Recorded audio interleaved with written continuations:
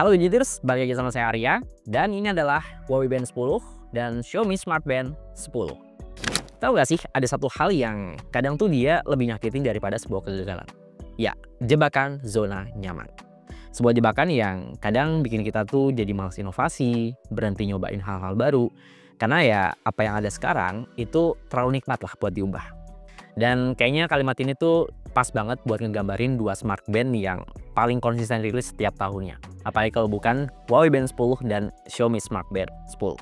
Jujur ya, saya pribadi tuh udah di tahap yang bosen banget sama desain mereka yang gitu lagi. Tapi ya di sisi lain kita nggak bisa nyalain mereka sepenuhnya. Karena logikanya simple. Ngapain capek-capek ngubah bentuk, ngapain capek-capek inovasi. Toh tiap tahun kalau dijual ya itu udah pasti laku keras gitu. Dan ini tuh bukan asumsi doang ya. Kalau kita ngelihat marketplace, dua smart band ini tuh bisa dibilang yang jualannya udah kayak kacang goreng itu, laku ribuan unit. Apalagi kalau kita ngelihat data global terakhir ya. Data terakhir di IDC itu ngegambarin kalau Huawei dan Xiaomi bisa dibilang jadi raksasanya wearable sekarang gitu. Bahkan kalau keduanya digabung nih, pangsa pasarnya tuh udah di atasnya Samsung, di atasnya Garmin, bahkan di atasnya Apple. Gokil kan? Nah, jadi pertanyaannya, dengan desain yang gitu-gitu aja, apakah artinya dua smart band ini nggak ada bedanya sama sekali? Di sini yang menarik. Karena ya meskipun dari luar kelihatannya mereka tuh kayak kejebak zona nyaman, nggak ada perubahan bentuk, nggak berinovasi, tapi kalau kita bedah lebih dalam lagi, ternyata ada kok beberapa detail kecil yang bikin pengalaman pakainya tuh jadi beda banget. Yuk kita bahas. Sebenarnya ada sentuhan baru ya di Huawei Band 10 kalau kita perhatiin lebih detail. Ya, framenya udah pakai material metal, jadi udah sama kayak di Xiaomi. Ini bentukannya sekarang udah sama-sama solid. Tapi ternyata nggak semuanya metal pak, karena Huawei juga masih jualan yang versi plastiknya ya, terutama untuk yang warna hitam dan juga warna pink. Dan untuk pilihan warna di Huawei ini juga lebih rame ya, ada warna blue, terus warna purple yang kayak saya pakai ini. Dan pilihan warnanya tuh bukan tipikal yang gonjreng-gonjreng banget. Jadi mau dipakai di tangan yang kulitnya agak gelap juga masih cukup matching. Nah kalau Xiaomi ini tuh mainnya lebih ke pilihan strap official yang macam-macam. Jadi kalau kita bosan sama strap silikon bawaannya, ada opsi strap resmi yang bentukannya tuh bisa dibilang cukup mewah ya. Bahannya juga premium kayak yang leather atau kulit, terus ada yang metal magnetik sampai bahan sutra pun ada gitu. Cuma ya aksesoris tadi itu dijual terpisah dan karena ini versi official tentu harganya juga lebih tinggi ya daripada aksesoris yang pihak ketiga gitu. Bahkan harganya itu bisa sekitar 150.000 sampai 300.000 alias udah setengah harga smart bandnya itu sendiri. Ya sebenarnya bentukan yang gini-gini aja bisa dibilang semacam ciri khas ya atau identitas dari masing-masing smart band. Kalau bentuknya lonjong kecil kayak kapsul ya kita ingatnya Xiaomi Smart Band atau Mi Band lah. Dan kalau bentuknya kotak memanjang, ya kita ingatnya sama Huawei Band. Benar-benar otentik lah untuk desain kedua smart band ini. Dan kalau kita ngelihat layarnya, Xiaomi ini juga layarnya makin gede, sekarang di 1,72 inch. Sementara di Huawei Band ini masih tetap di 1,46 inch. Buat yang bingung kenapa angka inch Xiaomi ini lebih gede, padahal Huawei Band ini kerasa lebih lega, ini sebenarnya lebih ke POV pengukuran layarnya aja sih, dan nggak ada yang salah sebenarnya. Kalau di Huawei dia tuh ngukur diagonal layar, kayak kita ngukur layar pada umumnya.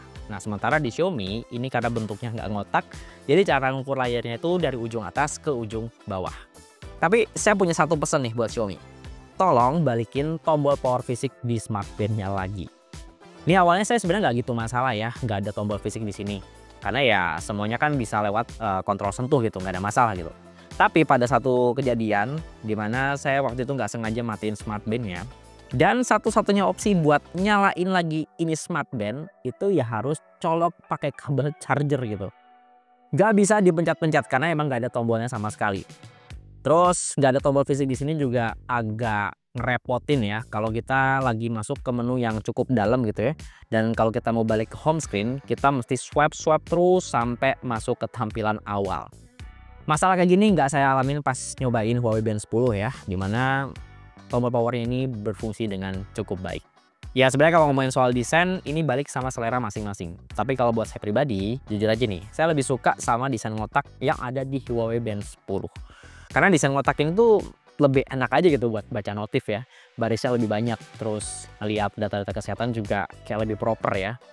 Yang paling saya suka sih tampilan quick settingnya, itu juga jadi lebih lega. Kita bahkan masih bisa scrolling ke shortcut-shortcut menu yang bisa kita akses lebih cepat ya, kayak shortcut timer, stopwatch, don't disturb ya. Jadi kita nggak perlu masuk ke setting yang lebih dalam lagi. Tapi Xiaomi ini tuh masih enak banget sih untuk respons layarnya. Jadi buat scroll-scroll menu, dia tuh bener-bener ngacir dan smooth parah ya.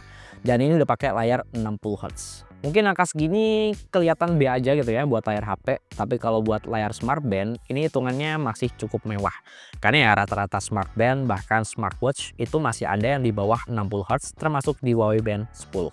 Untuk brightness di luar ruangan juga tipikalnya masih mirip-mirip, dan auto brightness di kedua Smart Band ini juga sama-sama responsif ya buat ngebaca kondisi cahaya sekitar. Tapi kalau untuk pemakaian di dalam ruangan, saya lebih suka sama layarnya Xiaomi Smart Band 10 ya. Karena dia punya karakter warna yang sedikit lebih ngejreng lah daripada punyanya Huawei. Oke lanjut, sekarang kita masuk ke bagian softwarenya. Nah, Huawei Band 10 ini udah jalan pakai HarmonyOS 5.0, sementara Xiaomi dia pakai HyperOS 2.0. Ya sebenarnya kalau kita ngelihat menunya ini standar Smart Band pada umumnya sih. Kayak kita bisa cek notif HP, tracking aktivitas, terus ngelihat cuaca, agenda, bahkan kalender juga bisa. Terus untuk monitor data-data kesehatan yang real time juga tentu ada ya, kayak detak jantung, saturasi oksigen, sampai fase tidur. Nah kalau di Huawei itu ada beberapa fitur ekstra yang lebih mirip kayak di jam-jam tangan outdoor ya, yaitu buat ngecek fase bulan sampai ngecek pasang surut air laut. Kalau di Xiaomi dua hal tadi sih emang nggak ada ya, tapi dia punya satu fitur yang di Huawei itu nggak ada, yaitu fitur kompas. Terus kalau ada notif masuk di Huawei ini juga berasa kayak smartwatch ya, karena kita udah bisa bales pesan langsung dari Smart Band-nya. Ya tentu karena keterbatasan ukuran layar, kita nggak bisa ngetik manual kayak kita ngetik di keyboard QWERTY gitu ya, karena nggak ada juga. Tapi seenggaknya kita bisa balas langsung chatnya tuh lewat beberapa template yang kita bisa custom juga dari aplikasi di smartphone. Ini cukup ngebantu sih buat ngebales chat-chat yang darurat ya, dan kita lagi susah ngejangkau HP kita buat ngebales chatnya, karena kita bisa ngebales pakai emoticon, bahkan bisa balas pakai teks yang kita bisa custom lewat aplikasi di smartphone. Dan so far fitur quick reply ini udah bisa jalan di beberapa aplikasi messenger favorit ya, kayak di WhatsApp, Facebook Messenger, bahkan udah bisa balas DM di Instagram juga. Cuma disclaimer dulu nih, fitur quick reply ini baru bisa jalan selama kita konekin Smart Band-nya di HP Huawei dan juga HP-HP Android. Karena kalau kita konekin Smart Band di iPhone, sayangnya fitur ini nggak jalan Pak. Ini karena Apple tuh ngebatasin ya untuk fitur quick reply ini cuma bisa jalan di jam tangan mereka yaitu Apple Watch. Untuk smartwatch atau Smart Band di luar ekosistem mereka, sayangnya fitur quick reply ini nggak dibuka. Nah sementara kalau di Xiaomi Smart Band ini ada sih fitur quick reply-nya, tapi lebih buat ngerespon miss call atau panggilan yang nggak keangkat gitu. Jadi misal kita lupa nih angkat telepon, terus kita pengen ngerespon, ya udah kita bisa pilih fitur quick reply-nya dari sini. Cuma ini sih hitungannya bukan ngebalas chat ya. Oh ya, saya jadi keingetan nih. Ngomong-ngomong soal notif masuk, mode getar di Xiaomi ini juga lebih pro sih. Ini motor vibration-nya sih enak banget ya, empuk, gak sekeras kayak di Huawei Band 10. Dan mode getarnya juga bisa kita set beda-beda, mulai dari notif masuk, panggilan, sampai alarm. Terus misal mau balik ke menu sebelumnya di Smart Band, kita juga bisa kasih feedback getarnya nih. Cuma ya balik lagi ya, kalau kita aktifin mode getar untuk banyak aktivitas, ini bakal ngaruh sama konsumsi baterai yang juga lebih boros. Nah buat yang bosan sama watchface bawaan, di Huawei ini tuh pilihannya jauh lebih banyak. Bahkan udah ada ribuan lah yang bisa kita pilih dari aplikasinya. Pilihannya macam-macam ya, ada yang gratis, ada yang berbayar juga. Yang gratis itu juga udah cakep, tapi kalau pengen yang lebih mantap lagi visualnya, yang berbayar juga oke punya. Dan kalaupun mau beli, sekarang juga lebih gampang ya, karena sekarang Huawei Health ini udah connect sama Wallet Dana. Jadi ya bisa kita tinggal transfer pakai akun Dana kita gitu buat ngebayarnya. Nah kalau di Xiaomi, ini tuh pilihan watchface-nya memang nggak sebanyak punya Huawei, tapi dia ngasih gratisan semua. Opsi customisasinya juga cukup menarik ya di watchface-nya Xiaomi ini. Kita bisa ngatur warna, ngatur tema-tema dari watchface-nya, itu juga ada gitu. Tapi yang paling saya suka sih sebenarnya dari pilihan always on display yang ada di watchface-nya Xiaomi. Karena rata-rata dia tuh bisa cukup matching lah sama watchface aslinya. Nggak kayak Huawei yang kalau nggak pakai yang versi officialnya, paling cuma dikasih AOD yang versi template. Oh ya, satu hal lagi yang saya suka dari watch face-nya Xiaomi, ada beberapa watch face yang bisa kita mainin ternyata. Jadi watch face ini tuh bisa dibilang semacam mini game ya, yang itu kan cukup seru kalau kita lagi gabut parah gitu ya. Ada game kayak 2048, terus game masukin bola ke gawang, bahkan game matematika juga ada di sini. Terus buat tracking olahraga, dua-duanya juga udah bisa mantau lebih dari 100 jenis olahraga. Dan bahkan Huawei juga udah nambahin database olahraga yang bisa dibilang cukup hype ya buat sekarang, yaitu olahraga padel. Padel apa pedal sih kita menyebutnya? Nah, kalau spesifik buat olahraga lari, sebenarnya di Xiaomi Smart Band 10 ini lebih proper ya, karena di sini udah ada mode latihan lari yang khusus gitu. Dan ini bisa kita pilih langsung dari Smart Band-nya.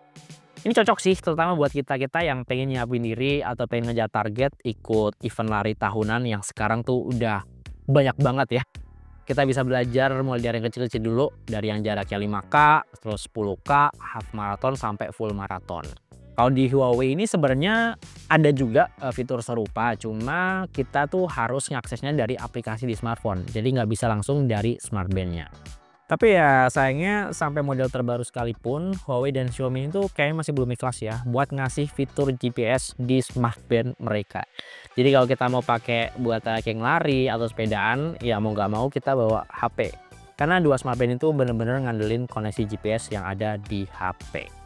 Nah, berita baiknya data-data olahraga tadi tuh bisa kita konekin ke Strava. Jadi ya kalau kita pengen join tren Strava yang di media sosial, dua Smart Band ini udah bisa banget. Nah, untuk sensor detak jantung, dua-duanya ini sama-sama punya akurasi yang hitungannya cukup mantap ya untuk ukuran Smart Band 500 ribuan. Ini sama-sama saya pakai di mode olahraga dan ternyata angkanya tuh nggak saling jomplang ya. Ini beda banget pas saya nyobain Huawei dan Xiaomi Smart Band tahun lalu, yang mana angkanya Xiaomi itu biasanya agak over di awal-awal. Nah, yang sekarang itu selisihnya tipis banget ya. Paling kalau ada beda cuma sekitar 1-2 poin aja. Dan data ini tuh cukup divalidasi sama quantified scientist ya, YouTuber luar yang terkenal cukup proper ya nyajiin data-data dan juga sensor yang ada di smartwatch atau Smart Band ya. Jadi ya kalau udah ngelihat di quantified scientist dan nyobain sendiri ternyata cukup valid. Nah, yang agak kurang itu sebenarnya lebih ke akurasi pas Smart Band-nya itu monitor fase tidur tertentu ya.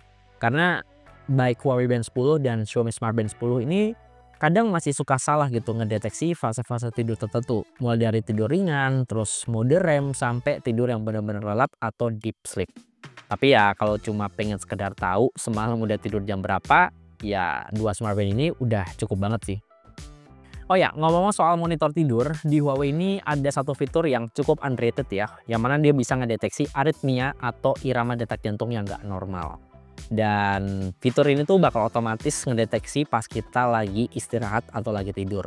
Jadi besok paginya kalau semalam ada gangguan irama detak jantung yang gak normal tadi, dia bakal ngasih notifikasi ya, dan kita bakal disuguhin beberapa data ya, termasuk grafis detak jantung yang gak normal tadi di aplikasinya. Jujur ini fitur yang buat saya sih ini mahal banget dan bisa jadi semacam reminder pribadi ya, terutama pas saya lagi mode kerja yang hard banget ya, hard work banget gitu, lagi hektik-hektiknya ya, karena biasanya kalau lagi hektik saya tidurnya begadang ya, tidur terlalu larut malam, terus sering minum kopi ya dalam satu hari, banyak kafein, dan itu biasanya yang memicu aritmia jantung.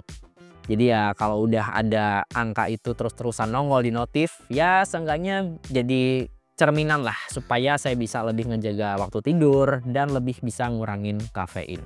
Tapi disclaimer ya, ini tuh bukan alat medis yang proper. Jadi kalaupun ada gangguan kesehatan, udah paling bener cek ke dokter. Nah, enaknya pakai Smart Band dibanding smartwatch itu tentu di baterainya ya, yang emang awet banget. Sekali ngecas kita bisa pakai berhari-hari, bahkan bisa tembus 1 minggu lebih. Tapi kalau untuk daya tahan baterai sebenarnya balik lagi ke skenario penggunaan masing-masing ya. Kalau versi saya ini hitungannya cukup intens sih. Notif jelas saya nyalain ya. Terus monitor data kesehatan ya, kayak detak jantung, saturasi oksigen, sampai monitor fase tidur itu juga saya nyalain, nggak ada yang saya matiin. Terus always on display juga saya aktifin ya 1 hari penuh, paling baru mati itu kalau saya lagi tidur karena dia punya fitur otomatis buat matiin AOD-nya. Dan dari skema penggunaan tadi saya bisa dapat di Huawei Band 10 ini sekitar 3-4 hari. Tapi yang lebih awet sih jelas di Xiaomi Smart Band 10 ya, karena memang secara kapasitas juga lebih gede. dia bisa tembus 1 mingguan untuk pemakaian kayak gitu. Emang sih ini agak jauh dari klaim Huawei sama Xiaomi yang katanya bisa tahan 2-3 minggu. Dan sebenarnya kita bisa kok dapetin angka yang selama itu ya, tapi tentu dengan penggunaan yang sangat-sangat terbatas. Kita matiin notif, kita matiin sensor-sensor, dan kita cuma pakai smart band-nya buat ngeliat jam doang. Terus untuk ngecasnya juga disaranin pakai arus 1 ampere ya, supaya baterainya nggak cepet rusak. Biasanya saya colok di USB laptop sih yang emang arusnya kecil, dan ini tetap dapat kemampuan ngecas yang maksimal juga kok. Untuk Huawei ini nggak nyampe sejam itu baterainya udah penuh lagi ya. Tapi kalau di Xiaomi karena baterainya lebih gede, dia bisa tembus 1 jam lebih ya, dari posisi 5% sampai 100%. Oke, jadi kesimpulannya, kalau ngincer smart band yang fungsi dan fiturnya semi-semi smartwatch, Huawei Band 10 ini yang paling mendekati sih. Dia tuh nggak cuma bisa balas cepat chat WhatsApp langsung dari smart band-nya, tapi monitor kesehatannya juga lebih overkill untuk ukuran smart band. Kayak buat ngedeteksi aritmia jantung sampai gangguan pernapasan pas kita lagi tidur. Ini kalau dikasih GPS, fix sih. Ini lebih pantas disebut smartwatch. Nah, sementara kalau butuh smart band yang lebih ringkes dan bisa di custom jadi aksesoris yang lucu-lucu kayak gelang atau kalung, mungkin lebih pas buat ngambil Xiaomi Smart Band 10 ini. Apalagi buat yang sebelumnya tuh terbiasa pakai jam tangan konvensional, tapi tetap butuh alat yang bisa ngecek rutin data-data kesehatan kayak detak jantung sampai saturasi oksigen. Pakai smart band ini di tangan satunya tuh masih pantas banget kok. Ya berasa kayak pakai gelang aja ya. Dan fitur mini game di watch face-nya juga menurut saya mind blowing banget. Ini jadi fitur yang bisa killing time pas lagi gabut dan HP kita lagi lowbat. Oke, terima kasih udah nonton video ini sampai selesai, dan semoga video ini bisa ngasih referensi terutama buat yang masih penasaran sama Huawei Band 10 dan Xiaomi Smart Band 10. Nah, kalau pengen ngecek spek lengkap dan link pembelian kedua smart band ini seperti biasa, linknya udah saya taruh di bawah. Ya, di sini dengan saya Arya, dan di belakang kamera ada Tama. Sampai ketemu di video berikutnya.